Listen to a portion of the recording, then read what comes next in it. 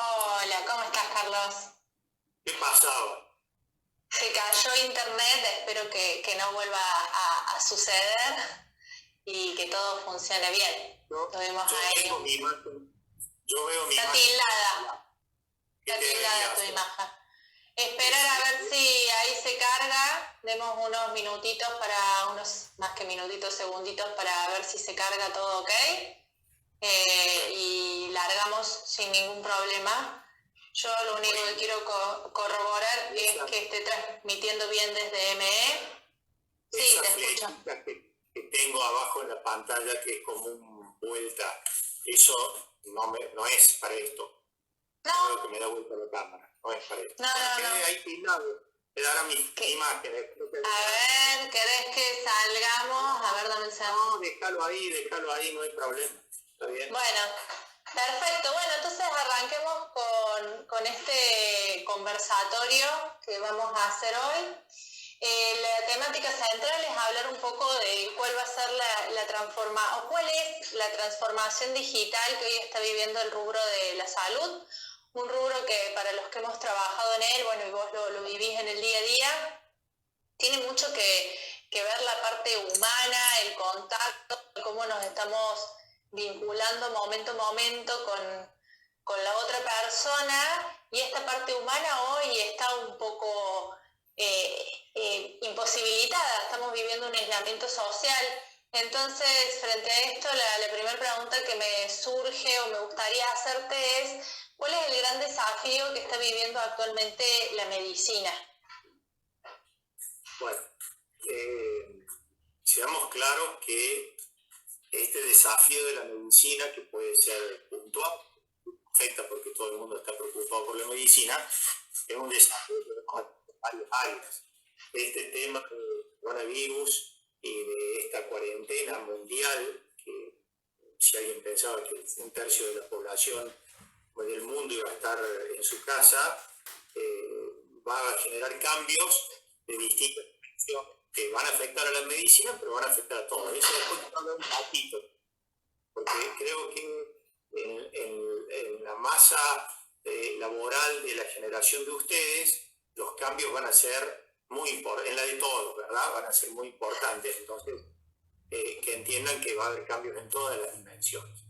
Hoy fundamentalmente la medicina, el cambio que está viendo es algo que debería haber hecho hace un tiempo y no lo ha hecho y quedó obligada por esta crisis. Como toda crisis nos lleva a tomar decisiones a acelerar decisiones que venimos proyectando. Esto de la telemedicina, yo, bueno, no tengo imagen ahora, pero acabo de hacer una receta virtual a un paciente, porque es un certificado médico, y ¿por qué antes no se lo podía hacer? ¿Por qué tenía que ir ese paciente a hacer 100 kilómetros o 20 o 10 o lo que sea, a ir a un consultorio, a buscarnos en un consultorio cuando lo podemos hacer? Y debería tener valor, porque estamos capacitados para que tenga valor. No nos autorizan. En el concepto de la gente no estaba, en el nuestro a lo mejor no queríamos que esté, en los financiadores de salud que decían no, si usted Obviamente. no le pago. Hoy resulta que nos pagan, hemos arreglado con algunas obras sociales porque ellos también no tienen cómo darle contención a la gente. Pero como no es presencial, les voy a pagar el 70% de lo que vale la consulta. ¿Y por qué el 70%? ¿Y por qué no el 100%? Si, bueno, eso irá cambiando. Creo que han sido decisiones que han ido tomándose estos días. Mira, ayer hablábamos con el doctor Sosa Gallardo y con Nicolás Sosa Gallardo, con Rosenthal, que es el jefe de cirugía de la Cleveland Clinic de Florida, y él nos contaba, Medicare, que es el sistema de salud mayor que tiene Estados Unidos para gente adulta, no autorizaba tampoco, en Estados Unidos no autorizaba la telemedicina, ahora salió a autorizar y les pagan una cantidad que no voy a decir los números porque me voy a largar de llorar de pensar en lo que nosotros estamos cobrando, que es nada, por si la consulta es telefónica. Ahora, si es por teleconferencia con el paciente, es 3 veces más. porque el paciente quiere ver al médico y queda todo grabado y queda todo registrado. O sea que si es por control, los financiadores tendrían más control sobre nosotros que la que tiene un consultorio en el cual es absolutamente privada la consulta. O sea, lo que pasa es que como en todas las cosas, los que tienen que controlar no quieren o no saben o no pueden o no les interesa, entonces es más fácil regular para abajo y decir, te pago el 70% nada más que controlar lo que estás haciendo. Me quedo... Sí. No, seguí. No, por eso yo lo que creo que esto de todo lo que es telemedicina, yo estuve, vos fijate que en Córdoba los 2 o 3 grandes hospitales han largado una campaña masiva de que están haciendo telemedicina. Bueno, nosotros en nuestro centro hemos tenido que hacer, trabajos en equipo, bueno, esto pasa en todas las empresas, ayer lo hemos estado hablando, trabajos en equipo para conectarnos, para estar en contacto. Ayer con el doctor Sosa hemos participado con vos en un webinar, una palabra que yo no había usado nunca ni sabía qué tipo de virus era. Yo traía primera vez virus, que creyendo que era un virus, para capacitarnos en manejo de redes y de medios para comunicarnos con la gente y con nuestros equipos, que fue interesantísimo porque vimos cosas, vimos ejercicios que hicimos entre todos los grupos, poderlo hacer por red. No estaban en nuestra cabeza siquiera porque estábamos en un paradigma totalmente distinto. Lo que sí, en cuanto a salud, hay que decir que hay algo, no voy a decir que la salud está enferma, pero más o menos porque las camas han quedado, las camas de terapia, sobre todo, mandar un beso a Valentín,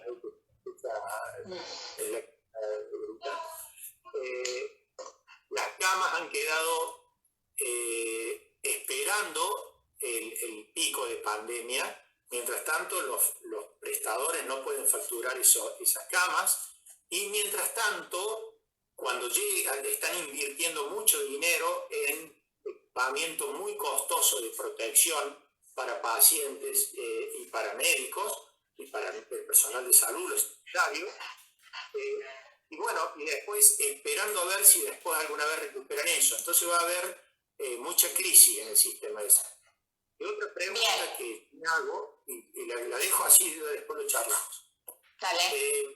En salud estábamos todo el día trabajando, todos estábamos todo el día trabajando, ahora en salud mismo estamos todo el día en la casa. Bueno, ¿dónde están los pacientes que tenían infartos? ¿Dónde están los pacientes que tenían cáncer de colon, lo nuestro? ¿Dónde están? ¿Qué es lo que veo grave? Que hay gente que ha dejado de atenderse bien por este tema de, además, el miedo, y con razón, a salir, a moverse, a no tener los sistemas funcionando. En mi caso particular, vos sabés que me fisuré un dedo el primer día y todavía no está resuelto. Entonces, algún día, cuando todo esto se acabe, tendré que hacerlo operar.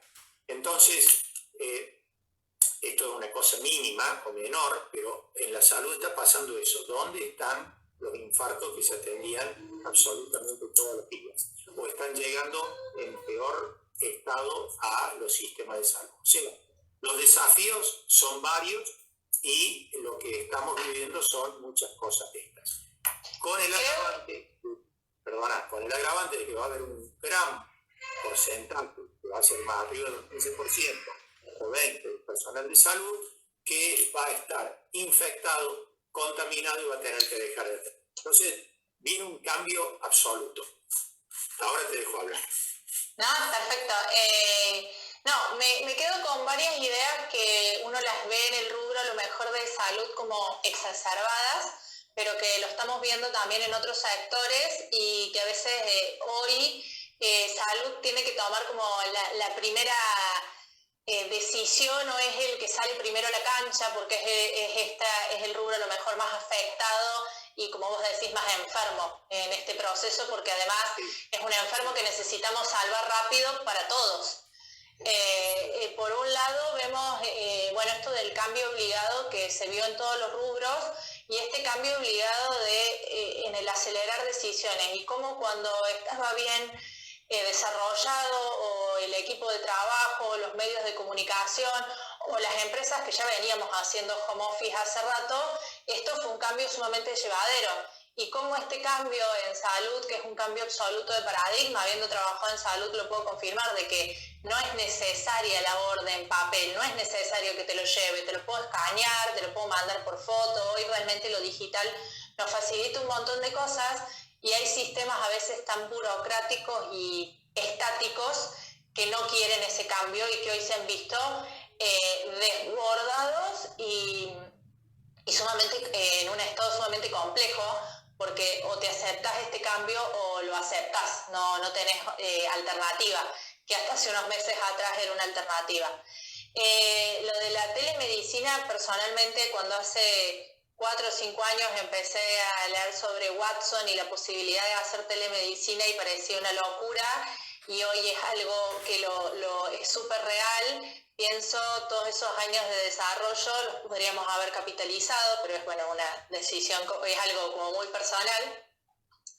Y de los médicos que van a estar infectados, también pienso que estamos pensando a veces mucho en el médico infectado porque todos queremos que los médicos hoy estén sanos para poder atendernos, pero también en todos los otros rubros hay infectados y estamos haciendo la vista gorda. Lo mismo que está pasando con esto que vos decís, che, hay pacientes que vos con el dedo fisurado, yo con el derrame en el ojo, después esto de que van a aguantar hasta última instancia antes de ir a un centro de salud, y siento que en los otros rubros también el estar esperando a veces, el sentirse mal y no me animo a ir porque no quiero contagiarme. Y en la situación de encierro y aislamiento también nos está trayendo un montón de malestares físicos que estamos tratando de ocultarlos o de decir, bueno, cuando esto pase, veo qué hago. Y en esto de dónde poner el foco y de dónde están estos pacientes, también, por ejemplo, desde la consultora muchas veces me planteo dónde están las empresas que hoy tienen el tiempo para generar verdaderos cambios, porque no están en actividad y no lo están logrando hacer, o no están visualizando esta posibilidad de cambio. Porque uno se mata en su día a día o en lo operativo, y con eso me lleva a pensar algo que habíamos estado hablando, que me parece interesante, en tu día a día como cirujano, esto que vos decías, yo estaba todo el día atendiendo o estaba operando, y ahora no estás por tu tipo de actividad atendiendo ni operando. ¿Cómo cambió hoy en día ese día a día tuyo que son las cirugías? ¿Se hacen, no se hacen? ¿Cómo es el cambio? Bien, las cirugías no se está haciendo y no se está prohibido técnicamente operar algo que no sea urgente. Todo lo que sea programado y puede esperar, espere, porque los riesgos de contaminación de COVID, y si se opera un paciente y en su postoperatorio se contamina con COVID, los estudios que hay, que no son tan grandes, pero hay por los lugares en el mundo donde ya ha estado esta enfermedad, o donde ya ha hecho el pico, los cuadros son graves y las complicaciones son importantes. Lo que recomienda es no operar nada programado. Lo nuestro, en nuestra especialidad, que es la cirugía, tiene algunas cosas interesantes, porque sin duda es una cirugía programada, pero sin duda es una patología crónica que tiene el paciente, que los que ya se operaron disminuyeron sus comorbilidades, entonces les ha venido muy bien para saber que si se infectan de COVID no van a tener más riesgo que otro paciente. El que es obeso, y esto también es un mensaje para los obesos, que entiendan que es una enfermedad que tiene comorbilidades, y que hoy en la segunda línea de problemas graves, mortalidad con el COVID, están los pacientes adultos mayores y luego los obesos, no por la obesidad directa, sino por las comorbilidades que tienen, que habitualmente es diabetes y hipertensión.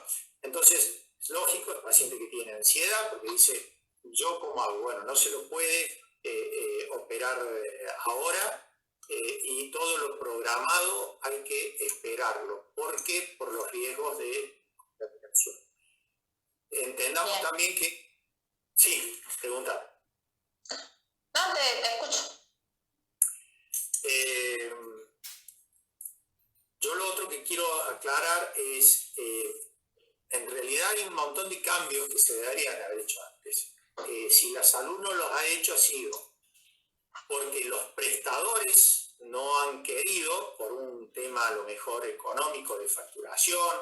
Hoy es intolerable sanatorios con habitaciones con 3 pacientes, eso no es tolerable, pero hay lugares de circulación donde están amontonados, consultorios sumamente pequeños, donde no hay espacios, y eso ya eran cambios que se tenían que hacer. Los cambios de circulación que van a venir, la nueva redistribución hospitalaria me refiero sanatorial, hospitales, donde los arquitectos van a tener que trabajar, porque no es hoy el virus nada más. Esto va a ser un cambio que durante mucho tiempo se van a tener que producir. Yo siempre en nuestro centro digo que una de las fallas que teníamos, uno de los problemas que teníamos, es que no tenemos un buen lugar o buenos espacios para estacionamiento de autos de la gente, y siguiendo la política americana de no parking, no business, siempre decía que eso va a ser un problema. Bueno, hoy probablemente va a ser un problema, porque vamos a tener que redimensionarnos a una atención en la cual va a ser estricto el paciente que se va a ver físicamente, y no van a tener que ir todos, sino que vamos a seguir, sobre todo con los pacientes del interior y de otras provincias que tenemos mucho, por telemedicina.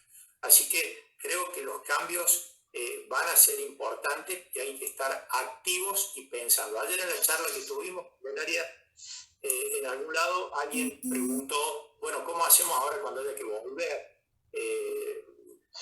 las escenas? Bueno, yo estaría ya que ellos trabajando en protocolos, protocolos concretos para darle a las empresas de cómo ya, por ejemplo, en salud, la OMS ya estableció una serie de protocolos que tienen que establecer las empresas de lo que sea, con relación a la distancia en los pacientes, a la distancia en los ascensores, a la cantidad de gente que puede subir junto a un ascensor, para ir saliendo, porque ya todos tenemos que empezar a ver cómo vamos a ir saliendo de la pandemia. ¿Bien? ¿Cómo? Sí, en relación a esto, hoy lo que estamos trabajando, por ejemplo, nosotros con muchos clientes, más allá del protocolo que ya debería estar armado, y los estamos armando en el sentido de armar el protocolo formal de cómo va a ser la atención, etcétera. También me parece sumamente importante traer a escena la importancia de qué pasa si uno de mis colaboradores está infectado. ¿Qué vamos a hacer como organización frente a un infectado, y cómo lo vamos a comunicar también al resto del equipo, y cómo vamos a contener al resto del equipo en esta situación?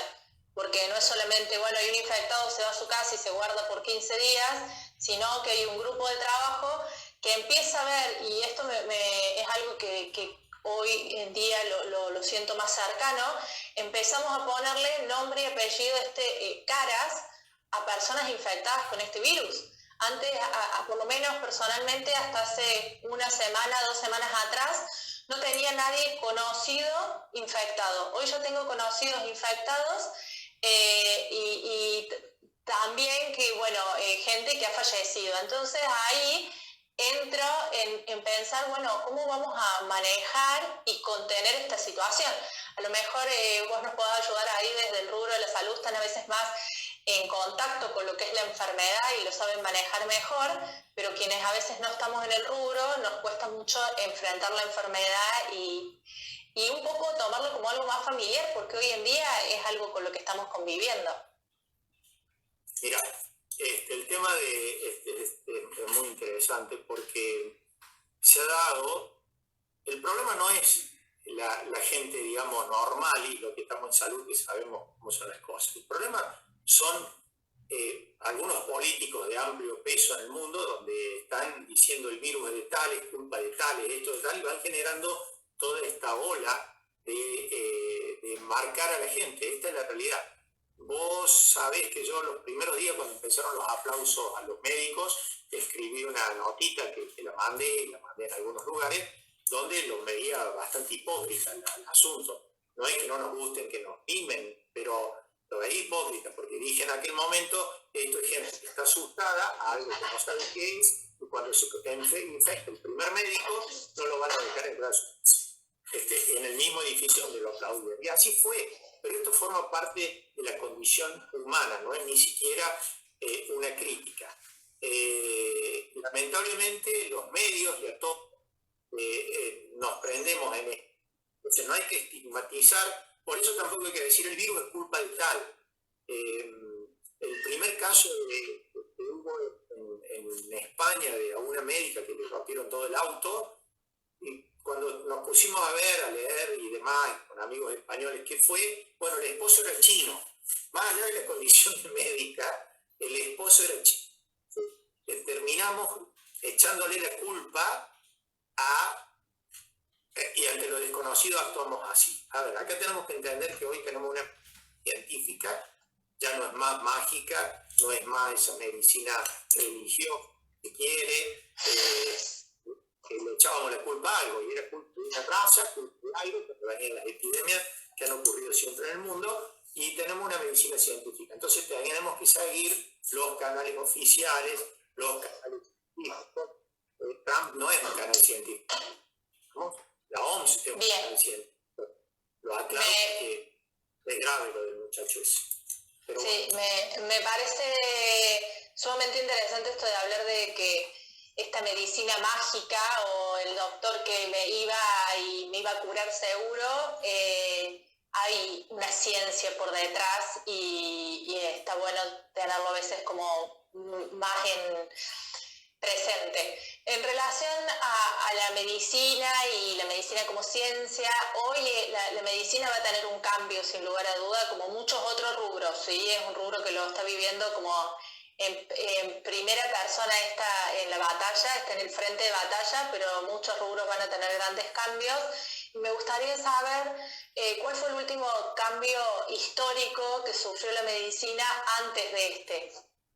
Para vos, ¿cuál fue el último cambio, transformación que tuvo? Lo voy a hacer un poquito más largo, sin que sea muy largo. Entendamos que esto que hablábamos de la medicina mágica, así fue la medicina, fue mágica. ¿Bien? Lo que decía el que parecía que era médico, que tampoco era médico, ya está. Yo, para que ustedes tengan una idea, recién en 1550, por ahí, que Andrea Vesalio escribió un libro que se llamaba De Hominis Corporis, donde describe la anatomía del cuerpo, empieza la medicina científica. Hasta esa época, hasta hace 400 años, era mágica. Entonces, hay cambios muy, muy grandes. Recién, hace 150 años, Lister descubrió que había que lavarse las manos y que eso disminuía la contaminación.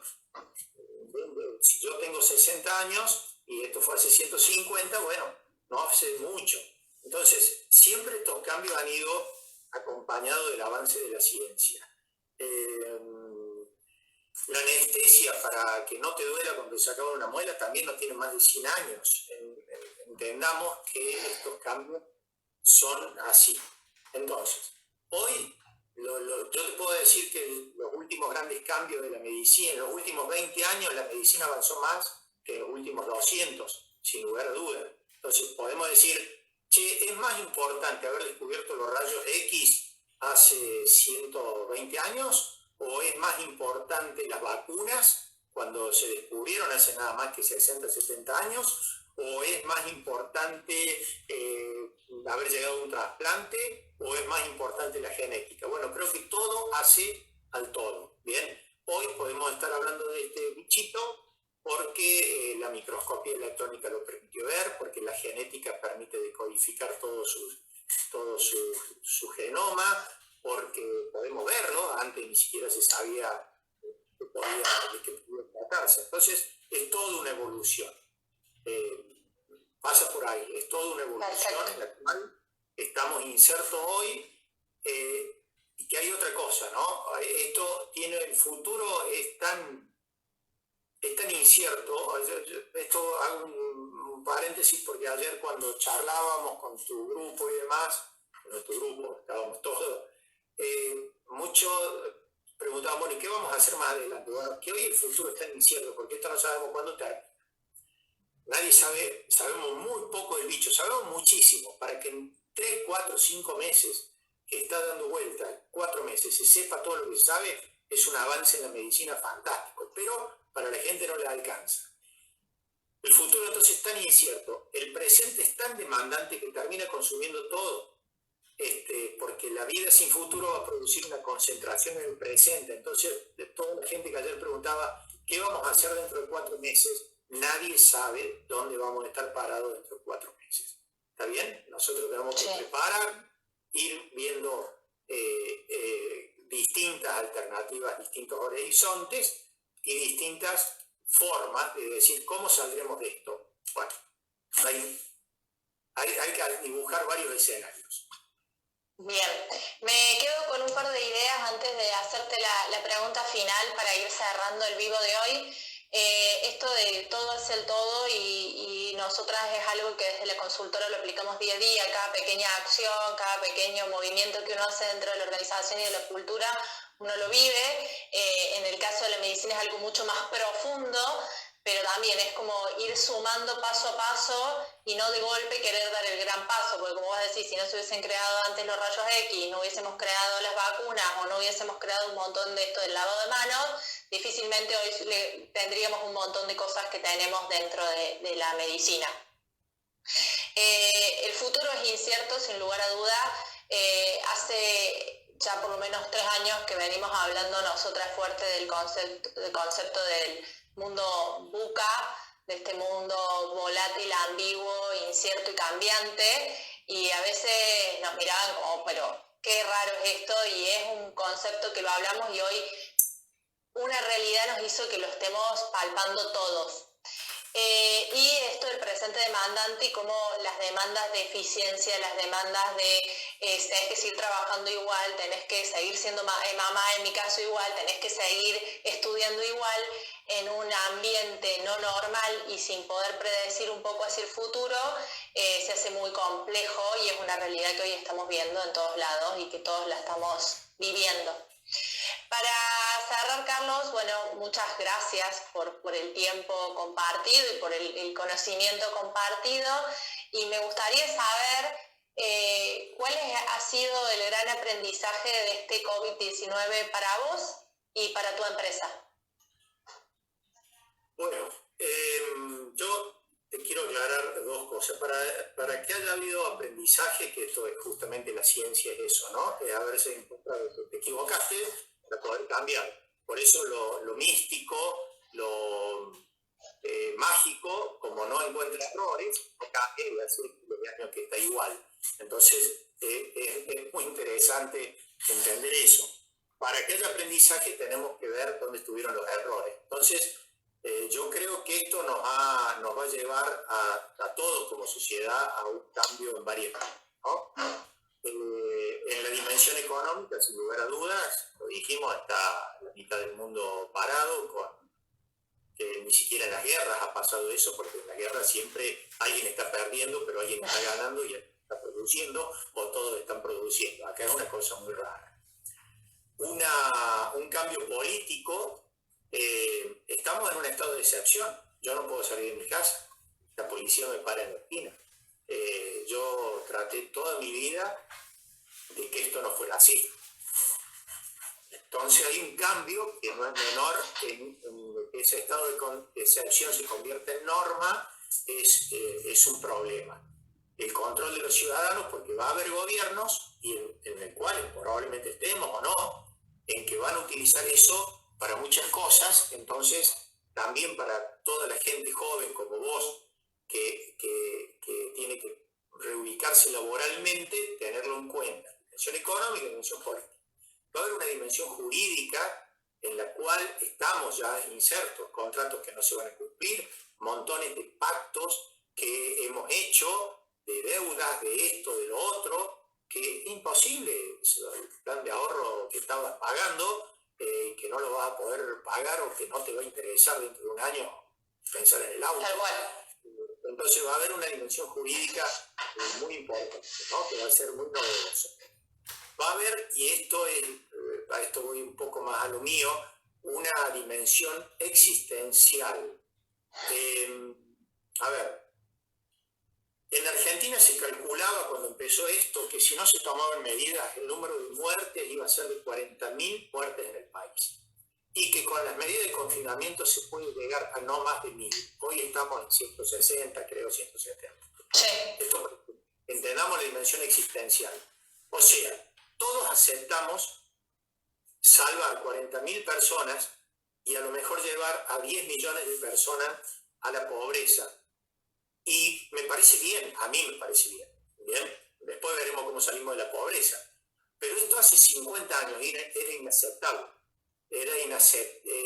Se mandaba a la gente a la guerra como si nada, miles y miles, y que se mueran todos y no hay problema. Entonces hay una dimensión existencial que es muy importante. Bueno, una parte comunicacional, dimensión comunicacional, que lástima que no me puedo ver porque estoy gesticulando como si estaría una tribuna, moviendo las manos, y digo, ¿para quién? ¿Para mí? No se te ve.